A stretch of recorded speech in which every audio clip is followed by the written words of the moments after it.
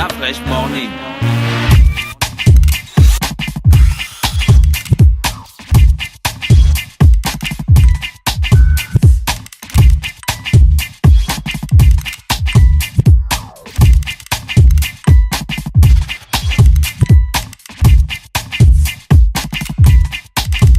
UrbanFM.fm.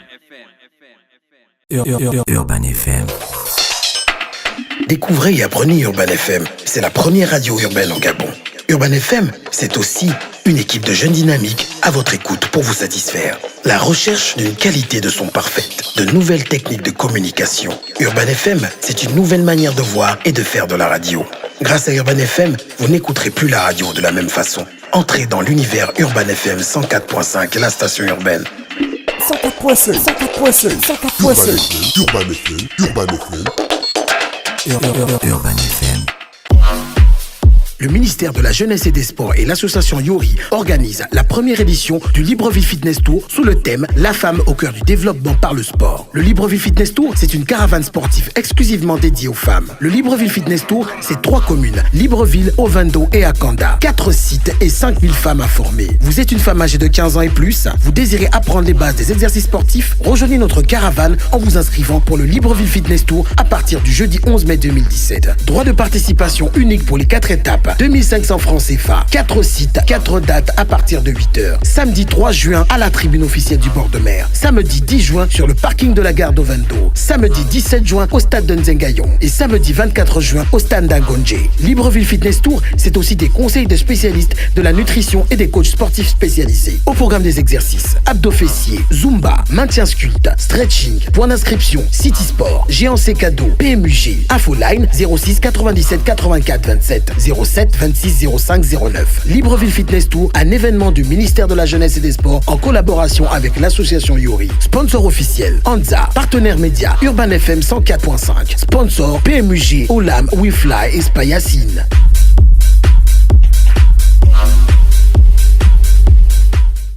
Le réveil matinal le plus haut de la capitale sur leur radio. La plus haute de la capitale. Vous êtes sur les 104.5 Urban FM, la station urbaine, et vous écoutez le Da Fresh Morning, le réveil matinal le plus haut de la capitale sur la radio, la plus haute de la capitale. Gina, tu étais hier au Clash. Oui, c'était intense. La cérémonie d'ouverture. On avait Pacom Idiata, journaliste sportif, communicant Sismar Sports, qui est avec nous. Pacom, bonjour. Bonjour Da Fresh. Comment tu vas ce matin? Oh, ça va très bien. Et à l'avant? Toujours. C'est votre mot, hein, les journalistes sportifs. Vraiment. Toujours. Tu peux tirer le micro vers toi légèrement pour que j'ai une meilleure qualité de son. D'accord. Ah, ok. Alors, toi, tu étais hier à la cérémonie d'ouverture du tournoi interarrondissement. Ouais. Avant de te poser les questions, tu peux nous faire un petit résumé que tu as prévu? Parce que j'ai beaucoup de questions à te poser. Il n'y a pas de souci. Non, juste dire que c'est une compétition qui était quand même attendue par beaucoup de personnes. Vu la communication sur Facebook, beaucoup de jeunes arrondissements attendent cette compétition. Et donc, le coup d'envoi a été donné hier du côté de l'INGS. Parce qu'il faut quand même dire que c'est une compétition qui va démarrer, qui a démarré pour faire un mois. Donc, elle a démarré hier pour prendre fin le 1er juillet. Oui. Donc, le coup d'envoi a été donné par le grand École Manga, qui était accompagné de Paul Kessani. Mais le stade de l'INGS était plein à craquer. Ouais. Pas plein à craquer. Et je crois qu'à ce niveau, Sismar a quand même tenu son pari parce que même nous, on couvre beaucoup d'événements parfois de la fédération, il n'y a pas assez de monde comme ça. Ouais, d'accord, ok. C'était cool en fait. Ouais, mais 2 équipes quand même qui ont coupé le souffle à tout le monde. Je crois que je pouvais te voir hier. Oui, moi je supportais Talon d'Or d'Akanda alors que Gina supportait Superstar du 2e arrondissement. De Libreville. Voilà, quand je vous ai dit à Kanda. Cocotier avait, je crois. Cocotier avait. Moi, j'étais du côté de la team des gens de Mosley parce que son barbier, il est de Cocotier. Ouais. Mosley, il va toujours à l'Assommoir, en Cocotier et tout ça. Donc, j'ai voulu soutenir le grand, mais je dis que l'équipe là. C'est pas la première fois qu'on assiste à des tournois inter-arrondissements, mais ça, c'est quand même, l'organisation est quand même différente. Ouais, ils ont mis les jeunes dans un contexte de professionnalisme, je vous l'ai dit. Il y a même eu l'hymne national. Les gars sont transportés dans des gros bus comme à la Cannes. Il y a de la sécurité, il y a des officiels.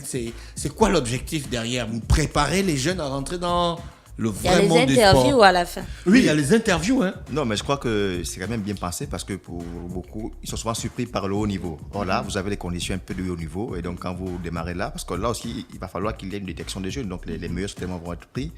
Donc quand il va se retrouver en première division, mais il ne sera pas surpris. Donc les gars sont préparés à tous les niveaux. Moi, je vous dis, on couvre beaucoup d'événements sportifs organisés par beaucoup de fédérations. Oui. Jamais on a vu un tel dispositif. C'était vraiment, c'est pro à tous les niveaux. Vous allez voir les couleurs, la sonorisation, l'ambiance avant-match avec la prestation des artistes, notamment Manitou Sa Troupe, et d'autres rappeurs et les rappeurs.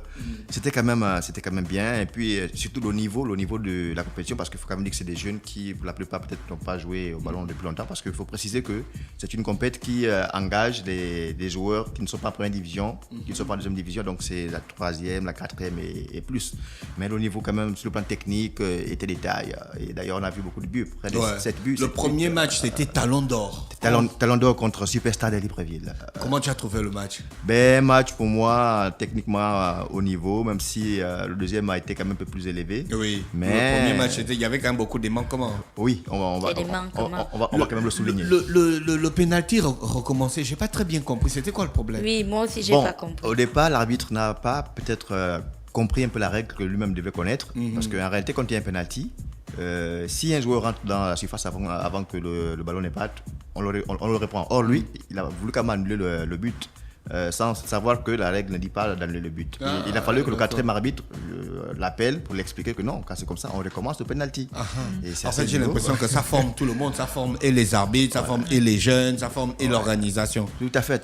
Je crois que là aussi, pour la plupart des arbitres, ce sont des gars de la Ligue de l'Estuaire, donc ils sont pas habitués un peu à des compétitions de ce niveau-là. Et je crois qu'à tous les niveaux, le niveau est élevé pour tout le monde, donc tout le monde va apprendre. Les petits de Talon d'Or, ceux qui étaient habillés en blanc et les autres, les âges sont quand même respectés? Bon, au regard de ce que dit le comité d'organisation, puisque ce sont les maires qui ont eu la charge donc d'enregistrer les joueurs, équipes. Donc on les fait confiance. C'est quand même le maire qui signe l'acte de naissance. Quoi. Il ne peut pas, à un moment donné, il ne peut pas douter. Est-ce qu'il y a des individualités que tu as remarquées? Oui, quand même, à tous les niveaux, les deux équipes. Bon, j'ai quand même vu un jeune, c'est M. Bekale, Bekale, donc l'attaquant de Superstar. Ouais, Superstar. Il a quand même du deuxième arrondissement. Tout à fait. Il portait le numéro 10 là, c'est pas lui. Par contre, celui du Talon d'Or, le numéro 10 qui a fait un triplé. Donc il s'appelle Lokota Kanté. Oui. Donc il est d'ailleurs aujourd'hui le meilleur buteur de la compétition. Depuis que ça a commencé. Ouais, puisque c'est tu as vu ça, les gars ils jouent comme le Barça quoi. Lokota Kanté. Le mec qui est au milieu de terrain, il lobe la défense. Donc Lokota Kanté récupère à poitrine, il met sa genou, amortissement. Il dribble le premier défenseur, il dribble le deuxième défenseur. Le gardien arrive, il fait piche-net, le ballon passe au-dessus du gardien, il lobe le gardien, il amortit le ballon, il pousse au fond des filets. Ouais. C'était un grand match hier, même si on a battu. Il fallait que Freddy Cola te donne le micro. Hein, parce que là lui-même il ne respirait plus. Il y a des commentateurs, ça passe en direct à la TV, mais c'est un gros truc. Mais c'est Freddy Cola qui était au commentaire. Au commentaire, non? Oui, avec Gislain Leway. Non, mais je crois qu'à part le Lokota Kanté, il y a un autre joueur, donc Daga Rangston, qui a quand même un prénom américain. Il y a aussi Asumu Emiki, qui se fait appeler Ekole Manga. D'accord. Et Ekole Manga était même dans l'équipe du Talon d'Or. Oui, tout à fait. Donc c'est quand même des jeunes qui ont marqué. Et puis le Superstar, il y a un joueur qui est rentré en deuxième période, de ça 8. Oui, il s'appelle Urich Mulungi, mais qui a dribblé. Tu as vu, il a fait une percée avant d'aller marquer. Il a même posé un penalty. Et après, il a débordé sur le côté. Il a débordé sur le côté. Il a effacé les deux ailiers. Il a mis ça direct. Il a faim de s'être fait mal. Il est tombé. Il y a eu un penalty. Il n'a même pas eu mal, le pauvre gardien. Ingrid, tu es dépassé de mon commentaire. Moi, je suis fort direct. C'est clair. On m'appelait Didier Rostand. Je crois que tu es bien pour faire un match de la CAN. Didier Rostand. À Radio Gabon. Non. Pas comme là, tu... faites attention. Pas comme là, tu gaspilles carrément mon avenir. D'accord, j'ai retiré mon mot.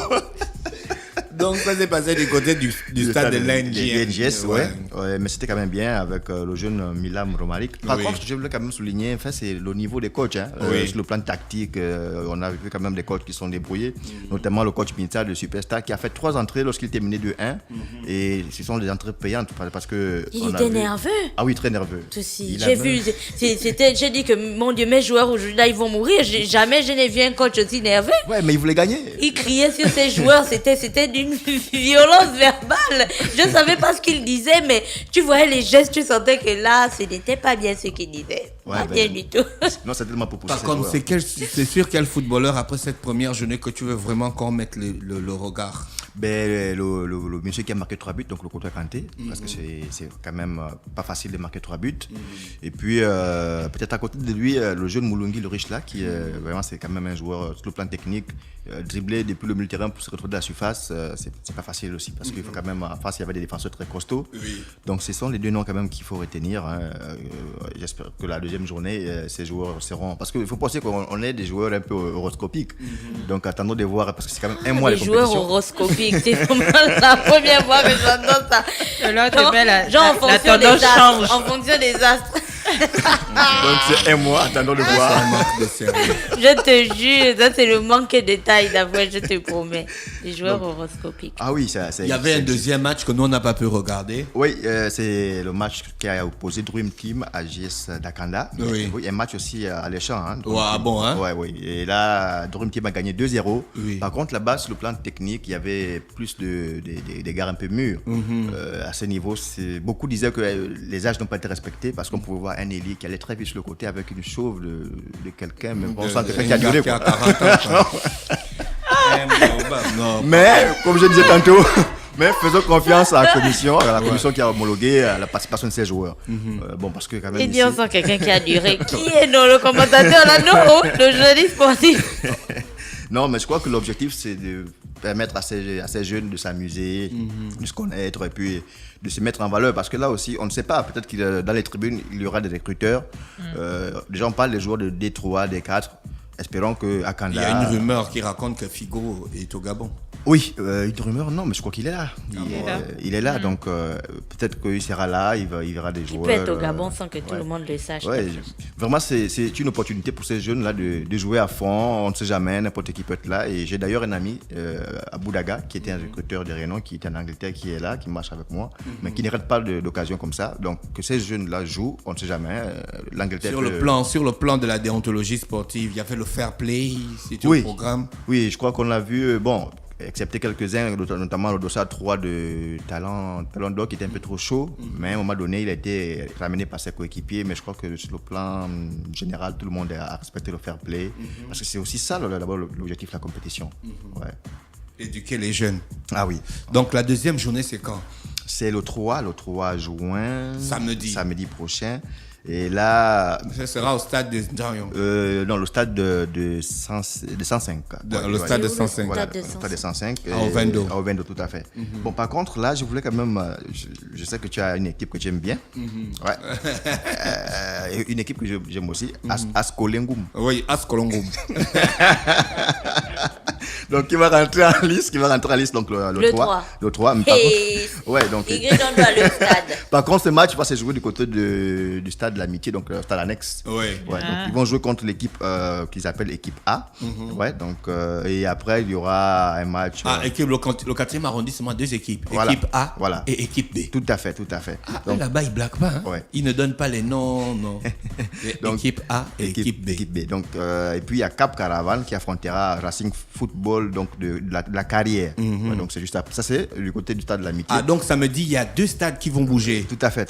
Et on va revenir sur le stade de 105. Là-bas, il y aura un match qui va opposer Easy. Donc Easy, c'est une équipe, je crois, de Libreville qui va jouer contre National. C'est à 16h. Et puis à 18h, un autre match, Jeunesse Sportive d'Ovendo qui va jouer contre Seleção. D'accord, donc il y aura plus de 4 matchs. Oui. Il y aura plus de 2 matchs. Oui, alors, il y aura 4 matchs. 4 matchs au stade de la métier, au stade annexe. Voilà, exact. Et puis 2 matchs du côté de 105. Dimanche aussi, il y a le match des Panthères. au stade. Oui, c'était un match, je suis attendu, un match amical contre la Zambie. Ah, c'est juste un match amical, ça ne compte pas pour... Non, c'est un match amical. Juste comme ça, quoi. Ouais, par contre, samedi, il y aura un match, donc c'est la CAF, Mounana qui va jouer contre l'équipe de Guinée au Roya. D'accord. Au stade d'amitié. Merci Pacom d'avoir été avec nous ce matin sur les 104.5 Urban FM, la station urbaine dans le Da Fresh Morning. 6 Mars Sport est avec... nous sommes partenaires de l'événement, j'espère. Partenaires privilégiés. Voilà, j'espère qu'on aura encore l'occasion de parler de ces matchs-là avec toi.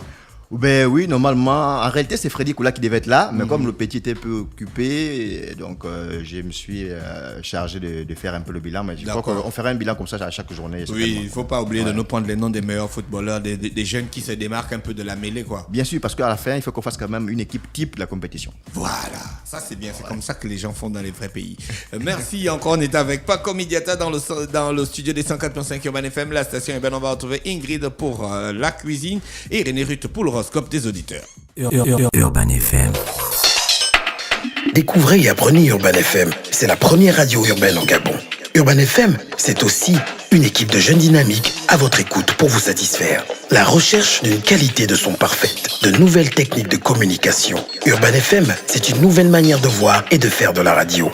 Grâce à Urban FM, vous n'écouterez plus la radio de la même façon. Entrez dans l'univers Urban FM 104.5, la station urbaine. 104.5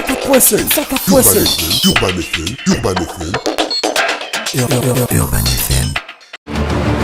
Du 31 mai au 1er juillet 2017, 6 Mars Sports organise le tournoi de football inter-arrondissement dénommé le Clash. Un tournoi qui réunit les arrondissements des 3 communes de Libreville, 2 équipes par arrondissement dans la commune de Libreville et 3 équipes par arrondissement dans les communes voisines d'Ovendo et d'Akanda. Lieu des matchs, stade de l'INJS, annexe du stade de l'Amitié, stade de Nzengayon et stade FC 105. Pour plus d'informations, www.6marsports.com. Les inscriptions se font dans les mairies de chaque arrondissement. Infoline 06 32 48 27 07 04 27 45. Un événement sportif en partenariat avec ANAF, OLAM, Anagesc, Urban FM 104.5 et Quorum Service. Venez nombreux au Clash.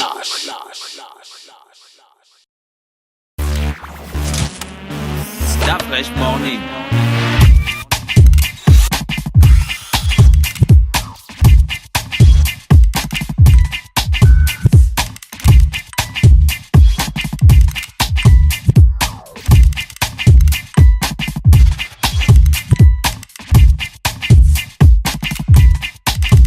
UrbanFM.fm